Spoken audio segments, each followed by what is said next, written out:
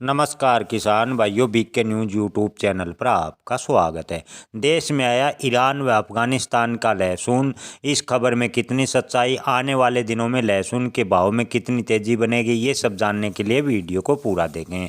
किसान भाइयों, इन दिनों 5 राज्यों में विधानसभा चुनाव होने हैं, जिसको देखते हुए केंद्र सरकार महंगाई पर काबू पाना चाहती है। सरकार या विपक्ष की नज़रों में महंगाई के जिम्मेवार केवल लहसुन और प्याज हैं।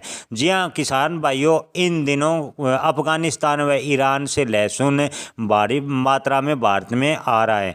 यानी कई राज्यों में ईरानी लहसुन की एंट्री हो चुकी है, तो कुछ राज्यों में अफगानिस्तान से भी लहसुन अच्छी खासी मात्रा में आ रहा है। कि ऐसे में किसान भाइयों के मन में सवाल है कि क्या लहसुन के भाव में गिरावट आएगी। तो किसान भाइयों, मांग के मुकाबले आवक बेहद कम इन दिनों भी चल रही है। यानी जितनी खपत लहसुन की है, उससे कम मात्रा में मंडियों में लहसुन का आवक हो रही है, जिससे लहसुन के भाव में कोई बड़ा डाउनफॉल होगा इसकी संभावनाएं काफ़ी कम है।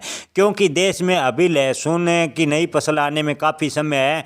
ऐसे में अगर लहसुन का आयात लगातार भी किया जाता है तो लहसुन के भाव में कोई बड़ा डाउनफॉल आएगा, इसकी संभावनाएं विशेषज्ञ काफ़ी कम बता रहे हैं।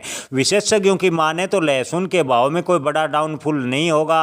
हालांकि अगर लहसुन लगातार आयात किया जाता है तो लहसुन के भाव में इसी तरह का उतार चढ़ाव होगा, जिससे लहसुन के भाव में कोई बड़ी तेजी बनेगी, इसकी संभावनाएं लगभग खत्म हो सकती है। यानी अगर लहसुन का आयात लगातार किया जाता है तो बड़ी तेजी की संभावनाएं काफ़ी कम हो गई है।